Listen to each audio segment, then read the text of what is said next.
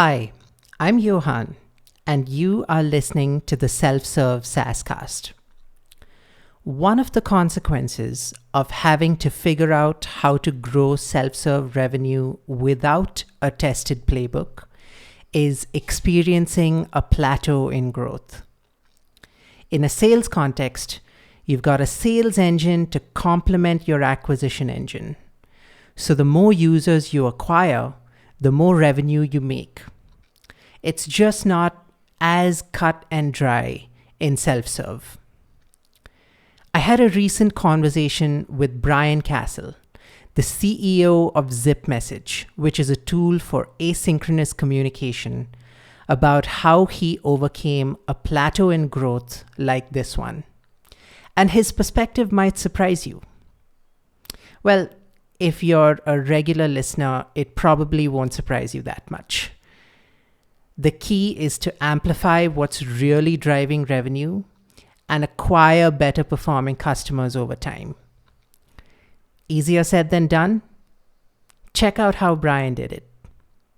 Here we go. Brian, thanks so much for joining us. How are you doing? Doing good. Hey, Yohann, thank you for having me on. This is fun. It is a pleasure. To set the stage, Brian, tell us how ZipMessage monetizes its users. Is it purely self-serve or sales-driven, or a little bit of both? Yeah, today and since the beginning, it is fully self-serve. That might actually change in the upcoming months. We are making some changes in the product and the pricing. And so we might actually get into a little bit more of some personalized onboarding, but not yet. I mean, currently it's still customers come in. I would say it's a fairly typical SaaS model. We do currently have a free plan. Part of the plan is to end that soon and go to a more traditional free trial. But then beyond the free plan is just a couple of SaaS pricing tiers, and customers upgrade themselves when they're ready. Okay, awesome. So let's dive in. How much do you want to grow your revenue over the next year? A lot. ZipMessage is still, I would say, a pretty young product. We're almost at the 2-year mark, and I still consider us very much in startup mode, which means I'm working on and I'm expecting to grow revenue quite a bit in the next year. I would like to see it at the very least double, if not better than that, over the next 12 months. Okay. And we're working on specific things to accelerate growth in the next 12 months. So let's start with digging into this future state, the outcome that you're pursuing. How different is your company when it's making double the revenue? What does your company look like at this milestone? Yeah, I would say that, again, we're in startup mode. And this is, for me personally, this is the first startup where I took a little bit of outside investment. Okay. Everything up until now has been 100% bootstrapped. This one, I consider it more like half and half because I've self-funded a bit from exiting my previous business. And then I took a little bit of outside investment from Company Fund. And so as of today, we are not technically profitable. And so if we double revenue and a bit more than that, then we're getting into break-even profitability. And Right. that would be a good place to be. Okay. So you mentioned that pricing is going to change and you're going to experiment with different monetization models. Is this part of the strategy to make the revenue growth happen? Yeah, that's part of it. The product itself is changing and expanding as well. The value that we are delivering to our customers, our best customers are professional coaches. And so up until now, we've had a great customer base just using us for the core of what we do, which is asynchronous messaging. So being able to record and receive and send back and forth messages using video, screen, audio only, or text. With ZipMessage, it's this conversational layout all on one page, all threaded. That's what we've been known for up until now, and that'll continue to be the core, but we're growing into other areas of running a coaching business, getting into hosting like interactive courses and interactive coaching, automating workflows where you can send messages to coaching groups and things like that. It's just becoming a much more essential tool that a coach can really build their entire business on. So we're building those features and shipping those features right now, this month and next month. And as we do that, we're adding a lot more value and becoming more of an essential tool. So that will bring with it some changes in pricing. Okay. So walk me through the inflection point here. When did you realize that these changes needed to happen if revenue was to increase? Did you hit a wall in growth, for example, or did you like Yeah. discover? Yeah. So I think around early 2022, so around spring of 2022, we were about a year in and we had really solid growth up until that point. And then I definitely started to notice a plateau start to happen. I immediately went into customer interviews and I started interviewing a lot of our customers, like a wide swath of our customers. And I found that, and I had known this, that we had a pretty wide range of the types of customers that were using us. So we had a bunch of coaches, we had consultants, we had agencies, we had SaaS teams, we had sales teams, podcasters, all using ZipMessage in very different ways and different use cases, which seems sort of great at first, but then you start to see the plateau where it becomes less of an essential tool for some of those groups while it becomes more essential for others. And what I learned through a lot of these customer interviews and other analysis and surveys and looking at usage data and things like that was that coaches were the ones who did not churn and they used it the most heavily. They saw it as the most essential. So then I went even deeper with coaches and I continued interviewing them throughout the summer. I probably did about 40 or 50 different interviews with coaches and really dug into how they use our tool and how they are sort of duct taping our tool alongside one, two, or three other tools that they pay for. And there was a lot of learnings there, a lot of really clear patterns happening. And so that's Right. what led me to the direction of what we're building and shipping now and making it a more cohesive, singular tool experience that a coach can build around. That's fantastic. It's actually what we advocate ourselves when we talk to companies about where to go next. We start with zeroing in on a specific outcome for a specific group of users and work backwards from there to build a pathway to the outcomes that they're most interested in. So you dug into coaches and discovered that they were essential to that the product was essential to their workflows more so than other user segments. Mhm. But did you see correlations with revenue? And if so, what kind of correlations did you see and how did you calculate them? Yeah, so you're catching me right now. I would say we're right in the middle of this long process of like building and expanding the tool into this direction. So we haven't fully realized the product vision. Like I've learned from coaches exactly what we need to build for them. We're about halfway Okay. through building it and shipping it. But that being said, we've already shifted all of our marketing toward coaches, which means Okay. that of the pie of users who come to us every month organically, more and more of that pie are coaches. Whereas before, it was pretty split between 4 or 5 different types of users. So now as we see more of our traffic and users coming in and they are coaches, we're clearly seeing a decrease in churn, which is a great sign. That's starting to confirm what I saw in the research, which was coaches churn a lot less. So we're seeing that. Right. And now we need to follow on with the other piece, which is higher revenue, more of a product for coaches.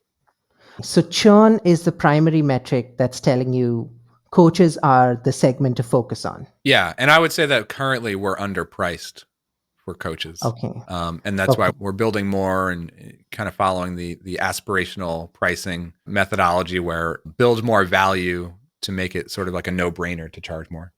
And how are you seeing the relationship between value and revenue? If that's too vague a question, I can rephrase.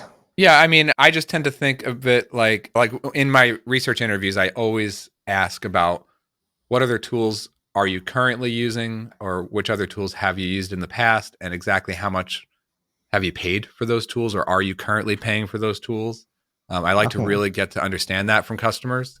So I know pretty clearly what they're using and what they're paying for those tools, which starts to tell me how every business owner has a stack of tools that make up their Right. business, right? You've got like an email marketing tool, you've got a CRM tool, you've got your communications tools, you got your project management tools. Everyone has their stack of different tools. They're paying for all those things, and they all add up to a monthly bill of SaaS tools that they pay for.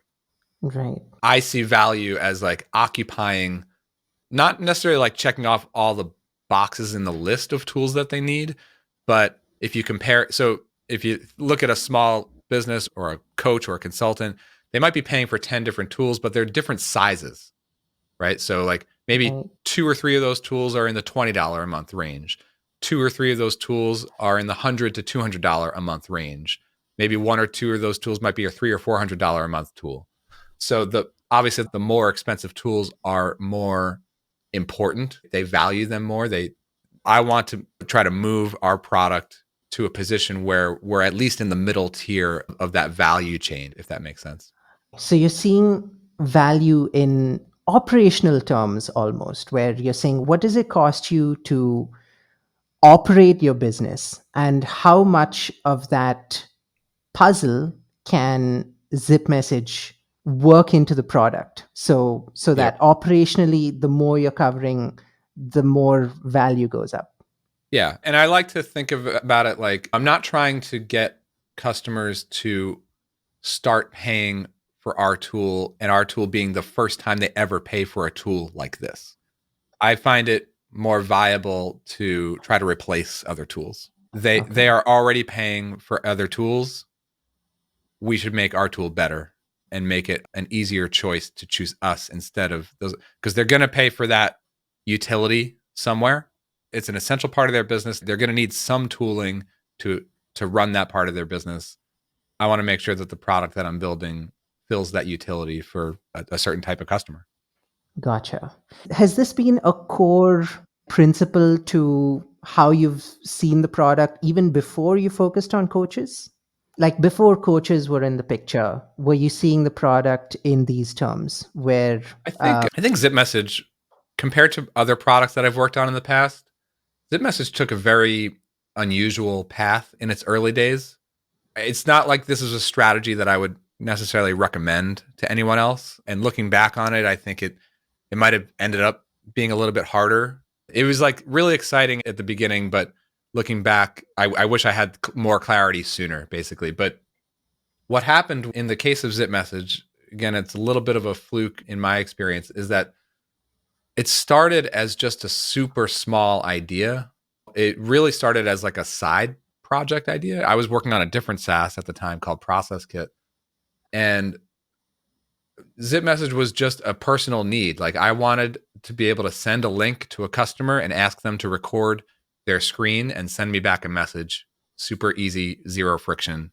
Because all the other tools, I would have to ask customers like, hey, can you go install this video software and then record a video for me and send it back? So I thought that should be easier. So I built a simple tool. I built a simple version of ZipMessage, which was just to be able to communicate, send a link, and get into an async conversation. And yeah, it achieved that little need, but people quickly latched on to the idea of asynchronous conversational flow on one page, like back and forth, seeing video after video or audio or text, all mixed and matched, all threaded on a single page. okay, That's what, like, to my surprise, that was the thing that people latched onto when they see the tool, especially on the page. Like, that's the thing that really captures their interest. So I sort of just okay, embraced that out of the gate. I thought I was going to niche down to coaches from the very beginning because I saw that pattern early on, but I also saw interest from all these different use cases. So I started to embrace it and say, maybe ZipMessage actually is just a horizontal product that has lots of different use cases. But I learned about a year later that not all use cases are equal. I'm so excited by the evolution that your company is going through at the moment. So let's dive into it in a little more detail. And let's talk about measurement specifically.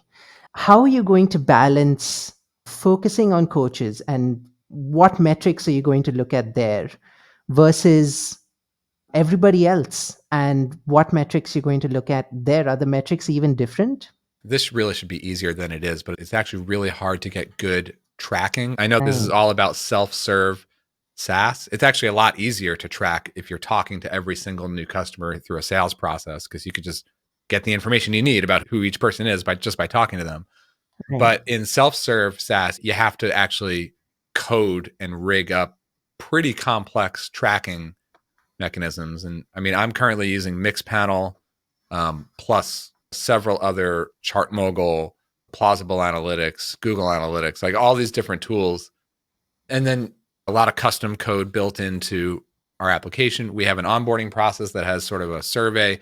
And so what I'm tracking generally is two things that are important to me that I think I finally have a handle on in terms of tracking. One is breaking down our traffic and our trial users by who they are.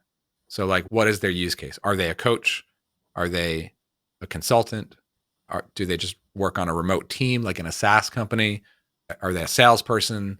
And then the other thing that I break down is traffic source. So like, how many are coming from Google? How many are coming from, we do have a viral component. So like, how many are coming through our viral loop? How many are coming from referrals, and where are those referrals coming from? How many from the affiliate program, things like that. So this takes the form of something like a question in onboarding? Yeah, it's a few things. We do have a question in onboarding. It's just, I forgot exactly how I phrased it, but it's, what do you primarily intend to use ZipMessage for? So that all gets stored on the customer's profile in our systems. We also track their initial landing page on our website. So if they like Googled and landed on a page that's like specifically about coaching, we can also sort of start to attribute that this person is probably a coach. Okay. So walk me through how this measurement system evolves post-acquisition. So what happens during the trial and after?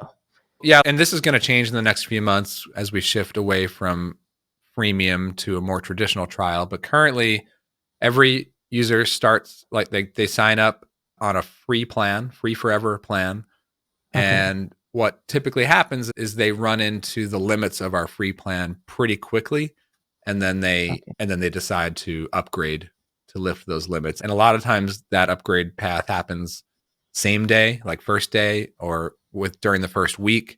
Other times, maybe they kick it around for a few days and then they come back a few months later and then they upgrade.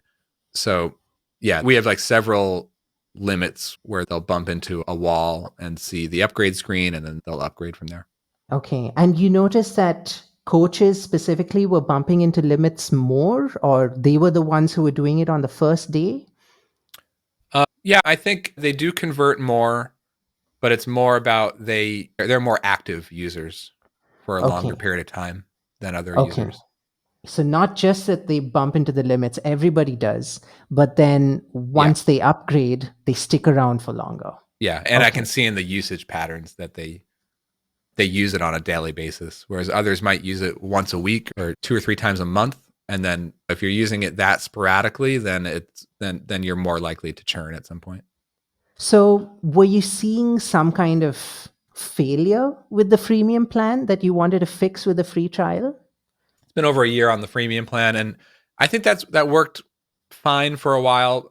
But the strategy, the thought was, when I started it, was use it as like product-led growth, right? So have a free plan where we have lots of free users who would use it heavily on the free plan. And then, every time you share a ZipMessage link with a client or with a customer or with a freelancer you're working with or someone, you're exposing ZipMessage to that person. And then when that person responds to your ZipMessage, they have an opportunity to register themselves first as a respondent user. And then if they want their own ZipMessage account, it's like a one-click process and they can get into their own free account from there. And we see that play out still all the time, but I thought that it would happen a lot more from the free users. But in reality, what happens is the viral users actually come from paid users, because it's the paying users who are sharing it a lot more. And the free users really just use our free plan like a trial. They're not using it as like a free tool.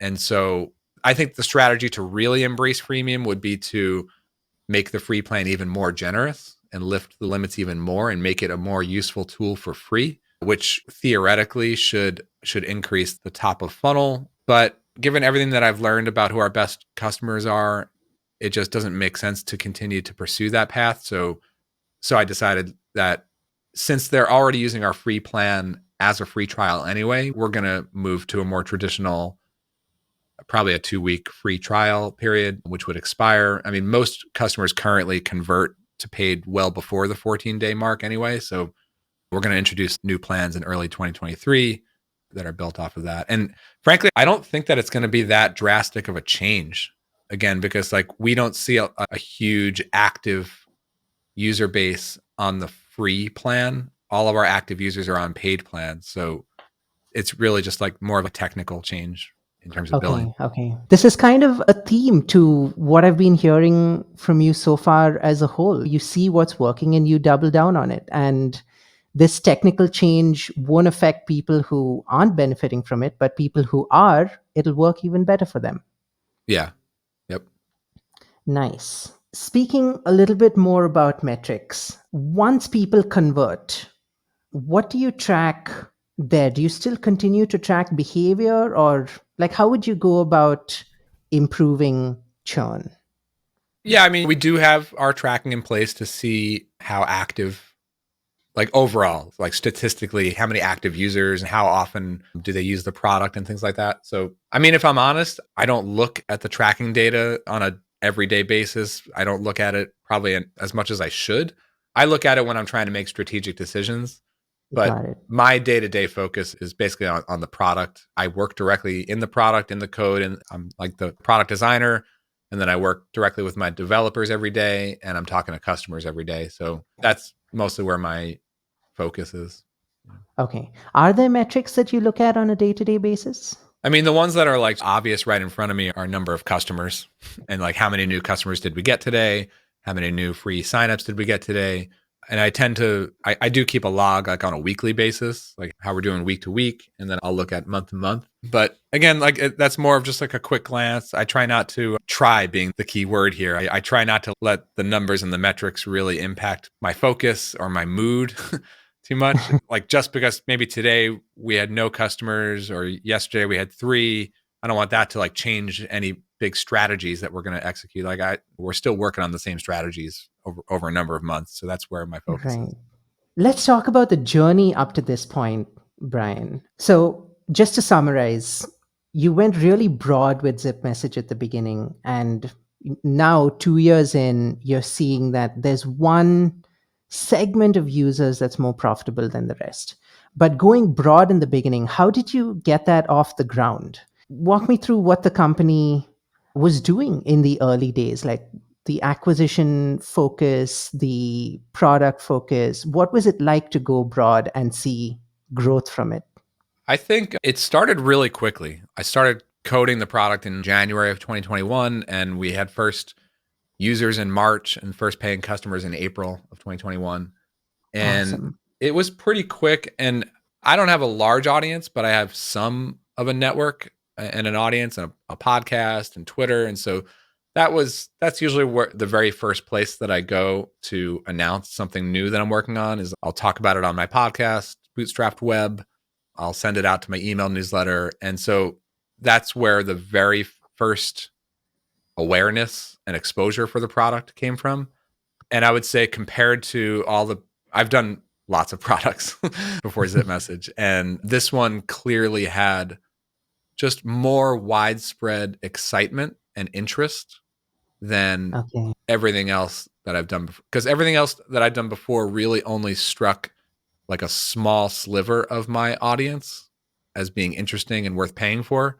And this one, that's what led to it starting out of the gate with such a wide like types of users, is that a wide swath of my audience found it interesting out of the Right. gate. It's sort of like a blessing and a curse because it does help it grow relatively quickly in that first year, but it also led to a lack of focus on who the best customer is. And I was a little bit torn because I knew I should niche it down, but I was seeing positive patterns on a bunch of different use cases. So it started pretty organically in the early days. And then I've been investing in content and SEO, and that started to help a little bit. And then it went up on Product Hunt, and that brought a pretty big spike of Okay. users. I mean, I also have gone on lots of other podcasts and had some exposure. And some well-known influential people have found it interesting and shared it, or they actively use it. And some are very active coaches, so they help spread it to other coaches. So yeah. Got it. So there was this promotional loop that kickstarted the growth and kept it going for a while. Yeah, and we've seen the viral loop start to kick in as well. Tell me a little bit about the viral loop. What do you mean when you say that? Yeah, so every time you use ZipMessage, not every time, but if you're using it with customers or with clients or with freelancers, so people who are like outside of your organization, you're literally sending a ZipMessage link to a customer. Okay. And when they receive that link, it usually has like your first message to that customer, and you're asking that customer to respond. And then that customer clicks your link, they land on your conversation page. From there, they can click a little button that says reply, and then they can start recording from their camera or from their microphone, or they can write in text. And then when they try to post the message, it prompts them to say, do you want to get notified of when future replies come in? Then they can put in their name and email, or they have the option to post their message anonymously and they don't have to register for anything. They could just record and send it back. So most people do put in their name and email. And so now they are a respondent user. So now they're going to get notified from ZipMessage every time the next reply comes into their conversation. And when they're in there, they see a little call to action that says, hey, do you want your own ZipMessage account where you can send messages like this to your people, your clients? And they can click that one button, and now they've started their own free trial. And then they go through our free sign up onboarding process from there. So that's essentially how the loop works. The other thing that we have is a thing called intake pages. This also makes us different from other video messaging tools. So you can have your own intake page, zipmessage.com/Yohann. And you can customize your URL like that. Like mine is literally zipmessage.com/Brian. And that's a page that I can share with anyone. I can talk about it here on the podcast. You go to that page, and that's a page where anyone can record and send me a message. So I can take intakes from like an audience, from a small group, and that too exposes ZipMessage. There's like a powered by ZipMessage thing at the bottom, things like that. Awesome. So I understand the viral loop, but just putting two and two together, people who came in via the viral loop, they weren't upgrading. They were just trying out ZipMessage, but not hitting the limits. Yeah, some of them do. We do see people convert from the viral loop. Yeah. Okay. So when you measure traffic source, tell me a little bit about traffic source and coaches. And if you're seeing any correlations there, just like you're seeing correlations with revenue. Yeah, I mean, I think it's still pretty early to tell, but I look at traffic sources as where should we be investing our money and time in terms of top of funnel marketing, whether it's continuing to push on Google, or I think we're always going to have this viral component. That's not going away. There's a little bit more maybe that we can try to push on within the product itself to try to promote ZipMessage accounts. We have like respondent users who've just responded to a ZipMessage, but they don't yet own their own ZipMessage account. So we can maybe do a bit more to nudge them toward getting their own. But traffic sources is just about looking at who's sending us users and where should we be investing to get more of them. You mentioned before a little bit of frustration with trying to go product-led growth. Tell me a little bit more about that. What were the frustrations specifically? I think it came down to inability to see those patterns, right? Because when you're really embracing freemium and product-led growth, like by design, you need to get a high volume of users into the top of the funnel. And that brings with it a high variability of users. Totally different use cases. And so, of course, there are ways to slice and dice all that traffic data and see which ones are higher users and things like that. But the reality is, what I saw is that several use cases were very active in their very first days on the free plan. So it's not until they are actually paying customers for multiple months that you start to see which ones stick around and which ones drop off. So it just made it even harder to dial in marketing, to dial in product, to literally figure out which features we should be building or should not be building, because we didn't know who we were building for. Like literally for the first year and a half, I think we built a really great product, especially on the core being an async messaging tool. We just kept on hammering on that, like making that a really great experience to go back and forth with messaging. But all these other features that we're building for coaches now, like automation workflows and being able to run a coaching program, interactive courses and things like that, stuff wouldn't have made sense to build earlier because we didn't know which of our wide swath of users would find those features interesting. Whereas now we know our best customers find those features very interesting. So we're going to give them that. And it's risky because you first of all, you don't see the pattern until 6 months later, and you see that growth plateau. Yeah. And second, you might think to solve that growth plateau in a number of ways that are not research. And research turned out to be the ideal way to figure out what was going on there. But I don't think that's a go-to method to solve a growth plateau for a number of founders. Yeah, I mean, talking to customers is not easy. I've come to actually really enjoy it. I really do like it. So you got to get comfortable with that. I mean, I've had multiple previous businesses and some of them were much more sales focused. So I've built up that muscle of just being able to get onto a call with a customer and actually enjoy it. But at the same time, I'm all about async, as you might imagine. I don't like having a packed calendar of calls, like live calls. So I do a ton of communicating with customers using ZipMessage, which is all asynchronous. And my team were completely asynchronous. But all those a lot of those research calls, I did get onto live Zoom calls just to pack in like a good 45-minute research call without having to go back and forth async. But, like when I was really in the mode over the summer, like of sprinting on these research calls, I packed them in and I enjoyed it. And I think anytime, like for me, going back years across multiple businesses, anytime I feel unsure or a little bit unfocused or having that fear, am I doing the right thing? Is this going in the right direction? The answer has always led back to, once you start to talk to customers, you start to gain some comfort.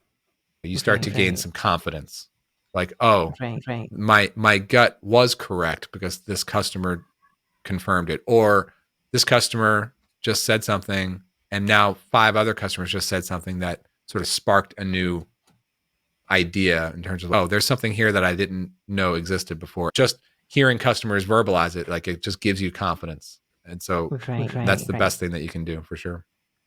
Another really smart thing you did was you zeroed in on your most profitable customers and researched their workflows. Yeah, did that come about organically? Did you talk to a bunch of people to begin with? Yes, that was a very intentional progression. When I started seeing the plateau happen, what I first looked at was like, let me talk to the people who have used it actively in the last 2 or 3 months.